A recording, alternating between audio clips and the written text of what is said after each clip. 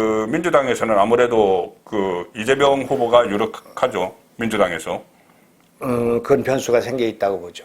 변수 생겼습니까? 이게 민주당은 지금 앞으로 대장동? 예. 앞으로 결선 투표에 가서 뒤집어지는 경우 하나 네. 하고 이재명이 아니라 이낙연을 교체하는 네. 그런 움직임이 시작됐다고 봐요. 네, 네. 호남에서는 호남에 이낙연이 1등 할 거예요.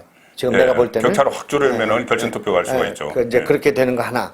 그다음에 이재명을 해놓고 계속 후보 교체론이 계속 제기되는 거 하나. 이 두 가지 경우가 남아있는 거죠. 왜 그러냐면 대장동 사건이 이것이 조기에 진화되기가 어려운 사건이기 때문에 시작도 안 됐기 때문에. 그러니까 말씀하시기 전에 우리 그 김영환 그 위원장께서는 2018년 지방선거 때 그 이재명 킬러 저격수죠. 그래서 그때 여러 가지 이야기들 뭐 형의 강제 입원 문제나 형수 욕설이나 또 성남 FC의 그 좀 불투명한 돈 흐름 이런 것도 다 추적을 하신 입장에서 지금 대장동은 그런 것들을 압도하는 그런 이슈잖아요.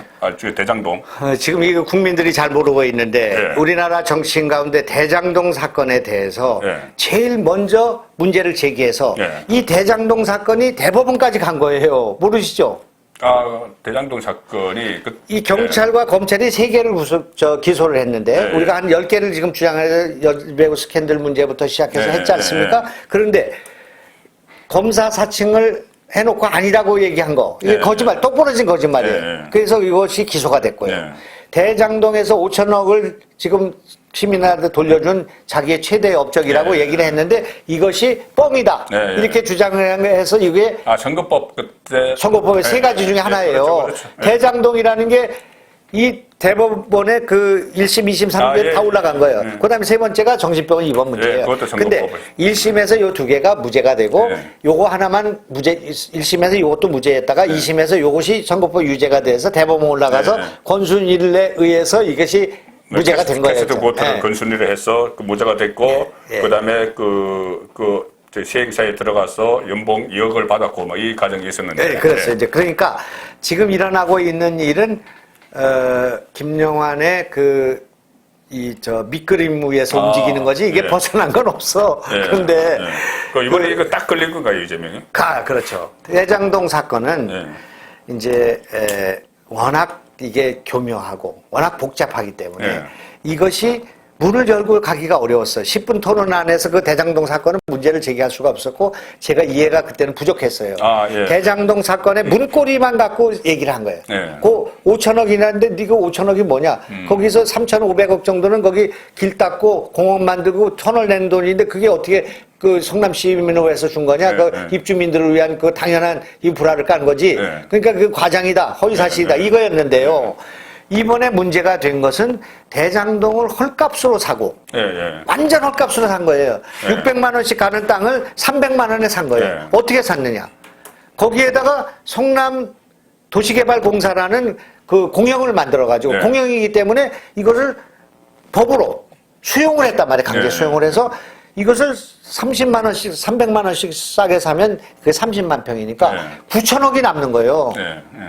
그래 내가 오늘 여기서만 얘기하는 거지만 이미 그 대장동 그 지역은 삼성이 거기에 비버리 힐스를 만들려고 기획해가지고 거기에서 1조 내지 이거 오늘 여기서 처음 하는 거예요. 내가 취재한 거예요. 한번 찾아보세요. 처음에 민영 개발한다고 할 때 1조 2조가 남는다고 돼 있던 거를 야, 안 돼. 가져와. 그래가지고 민영으로 하는 것처럼 하면서 아니 공영으로 한다고 하면서 민영으로 돈을 빼 돌린 거예요. 근데 민영이 7명의 투기꾼이란 말이에요. 그래가지고 돈이 4,040억이 아니에요. 그런가요? 4,040억이 있고 이걸 배당받은 것만 4,040억. 7명이 배당받은 거. 4,040억이요? 저 SK와 자기들 그 계열사를 통해서 받은 게 4,040억이고. 그 다음에 12개 블록으로 나눠져 있어요, 이 땅이.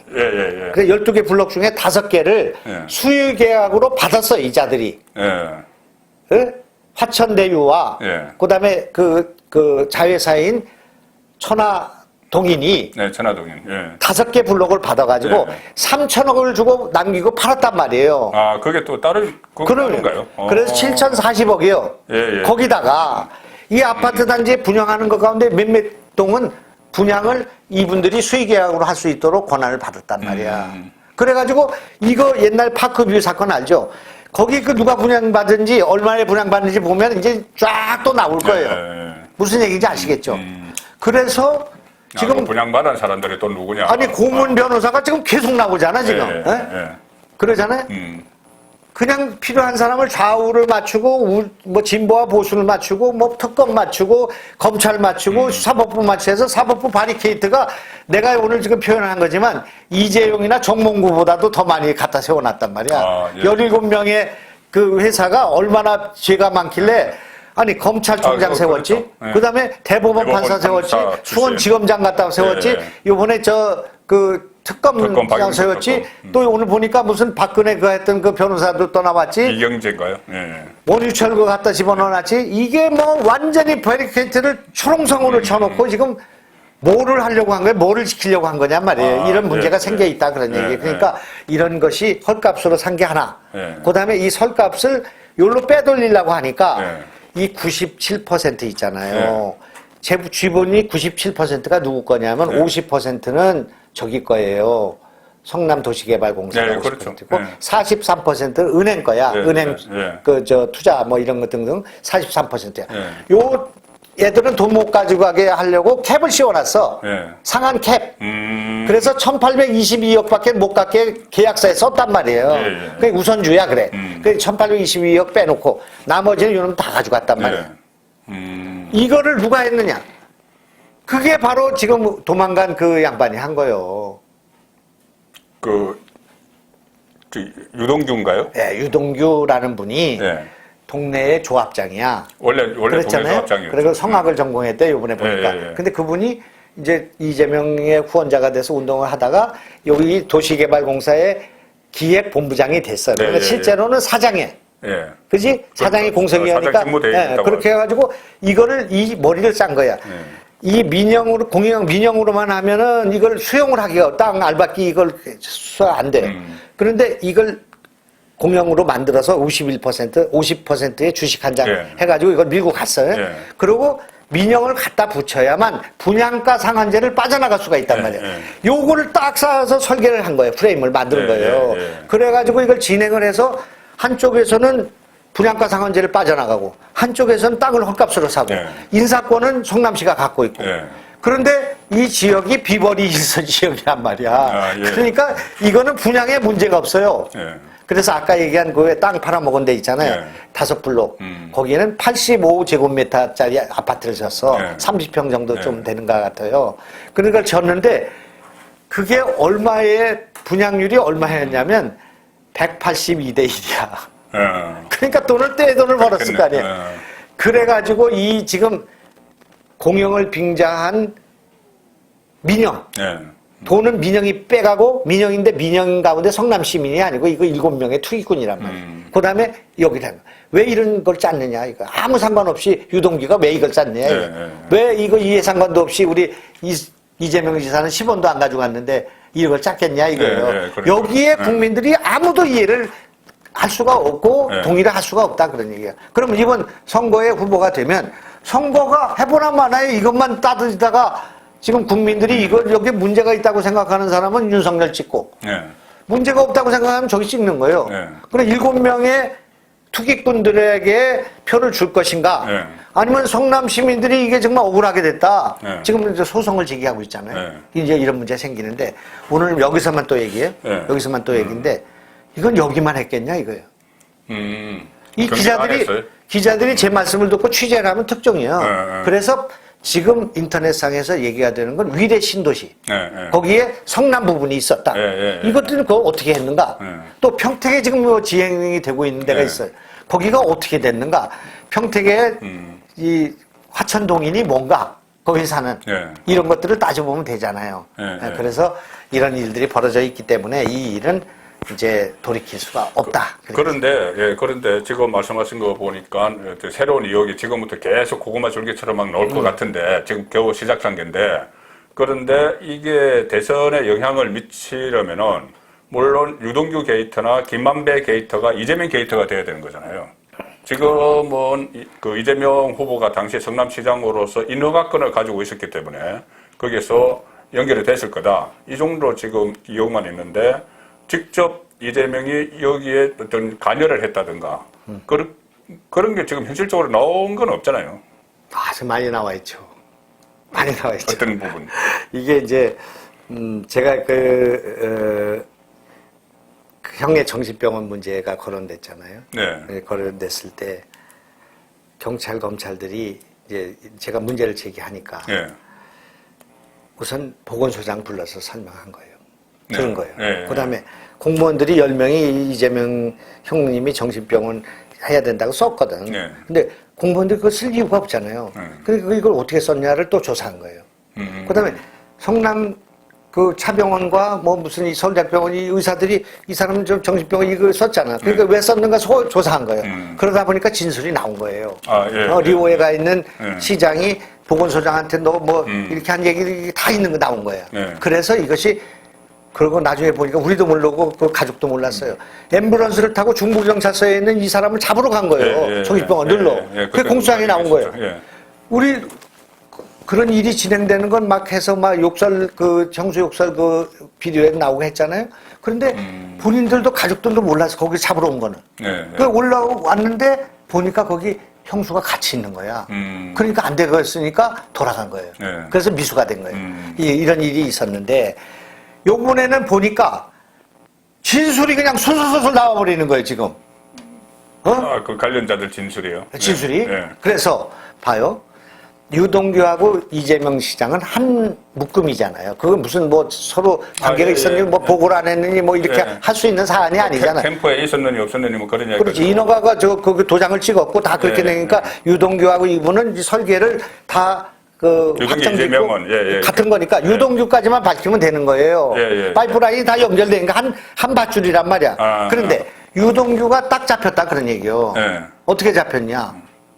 성남도시개발공사에 직원들이 하나같이 얘기를 하니까 그때 이렇게 하면 안 된다고 얘기했습니다. 아, 예, 예. 이 플러스 알파가 나오게 되면 돈이 이런 민간업자들의 특혜로 가게 되는데 이거를 어떻게 이걸 합니까 하고 싸웠단 말이야. 막 소리를 지르고 싸우고 이 소리를 갖고 가니까 집어 던지고 이 사람들 다른 부서로 옮기고 이런 일이 예, 벌어졌으니까 예, 이것이 배임과 직권남용으로 딱 걸려있다 그런 얘기예요.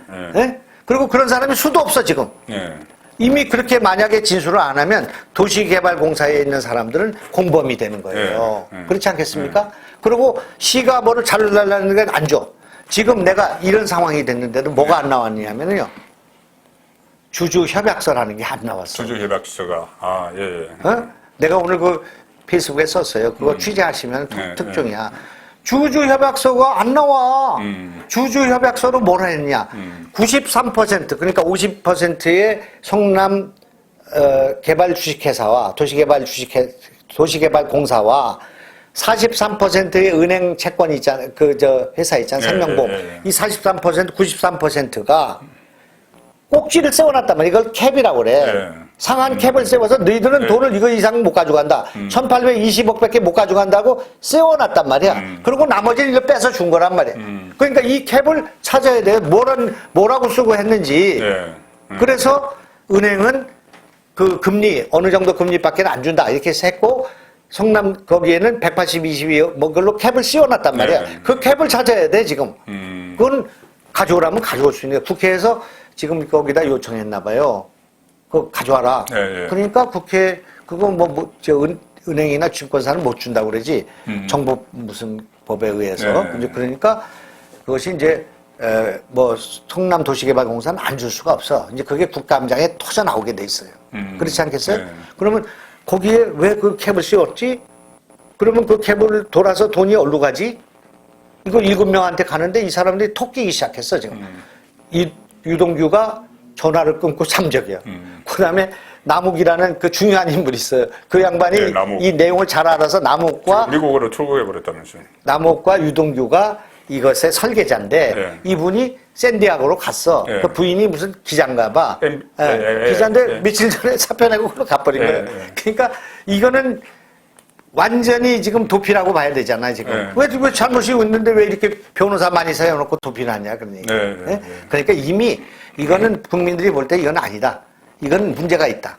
그리고 이거는 이재명 지사하고 관계가 있다. 이거는 다 밝혀졌고, 이를테면 직권남용과 그 배임죄는 일단 확정이 된 거예요. 네. 그런데다가 제일 중요한 거 지금 내가 이 초기 나도 견적이 나와요. 나도 나는 뭐 저기 윤석열만한 그런 조사 능력은 없죠. 내 촉이 딱 있는데 강대윤가 하는 분 있잖아.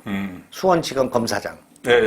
그분이 그분이 만약에 변호사 했던 그 이재명 변호사 했던 1, 2, 3 변호사인데 변호사 수임료를 얼마나 받았나 그것만 조사하면 만약 변호사 수임료를 뭐 200만 원 받았든지 500만 원 받았다면 그건 말이 안 되잖아요. 근데 만약 2천만 원, 5천만 원을 받은 게 아니라 500만 원, 300만 원을 받았다 하면 거기서는 그렇게 받고 나머지는 여기서 받았다. 화천대유에서. 화천대유에서 자문 역할로 하면서 월 수백만 원 받았다. 이 정도 나오던데. 수백만 원이 1,500만 원이야. 그러니까 이것이 제3자의 뇌물이 된다. 그러니까 이거는 이재명하고 딱 관련된 거죠. 권순일. 권순일 이 사람은 대법관으로 이재명을 살려준 사람이야. 그러기 때문에 이 사람이 뇌물죄 이야기가 나오던데.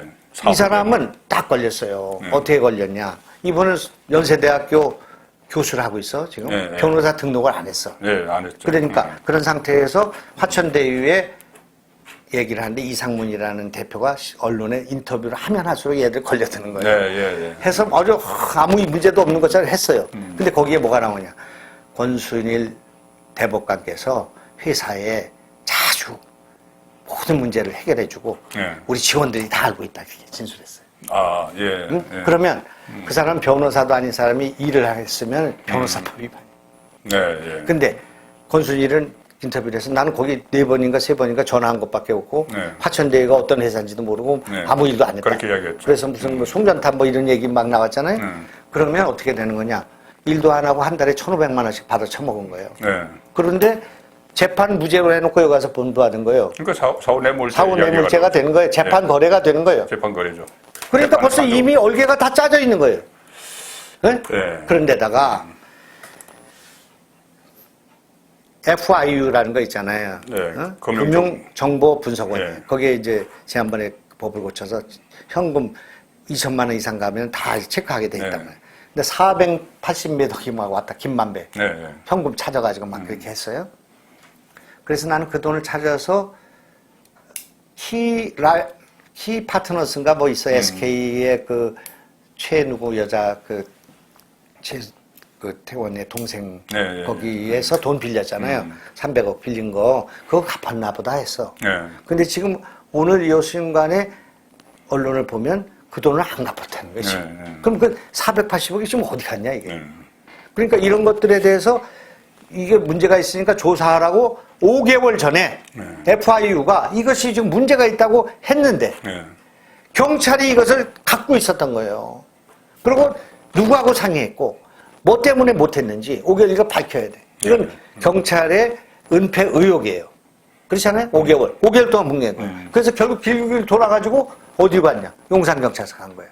그래서 어제 뭐 진흥부용 옮기고 지금 5개월 동안 이 FIU의 그 내용들을 다 어떻게 보냈고 어떤 내용이었는데 어떻게 해서 5개월 동안 뭉갰으며 그리고 그 내용이 결국 한다는 짓이 그 있는 부서에서 진흥팀으로 옮길 것밖에 한 일이 없어요.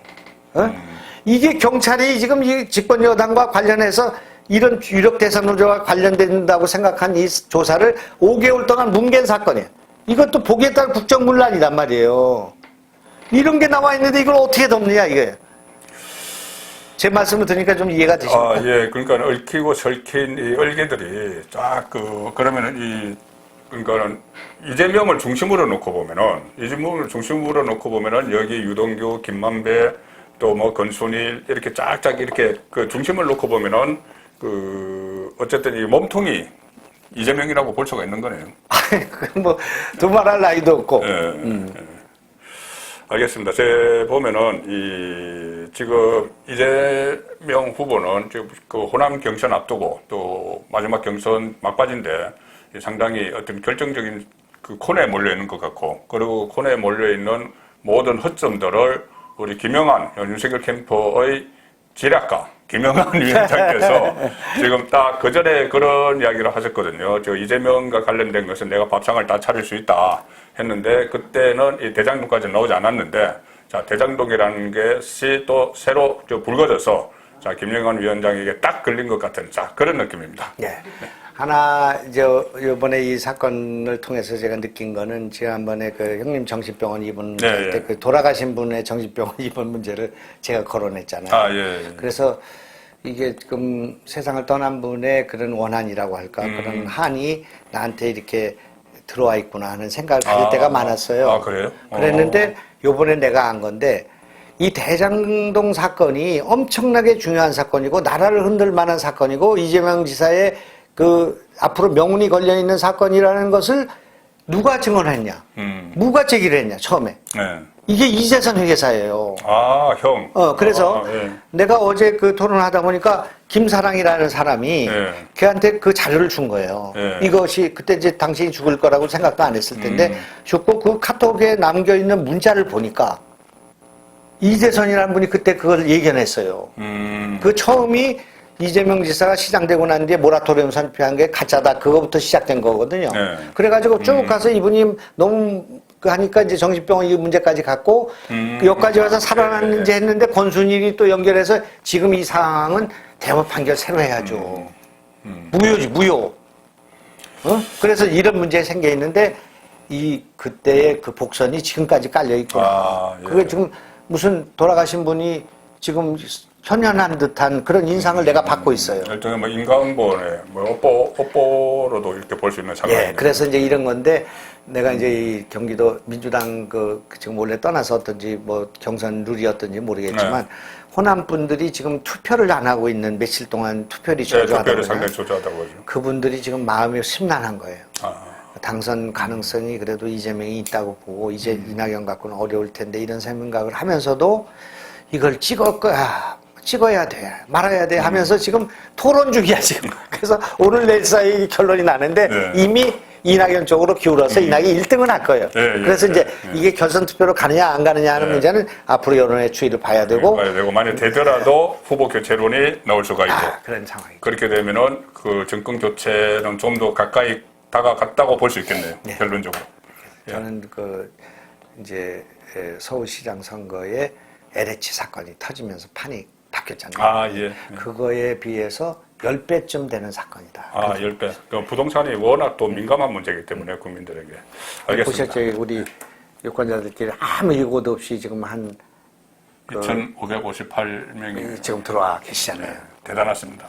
같이 하니까는 재밌네요. 카메라 2대 놓고 하니까는 상당히 이 재밌고. 댓글이 올라오잖아요. 이제. 예, 그러니까 예. 이제 실시간 방송의 그런 그 매력입니다. 그렇습니다. 예, 자주 이런 기회를 갖도록 하겠습니다. 예, 오늘 감사합니다. 네.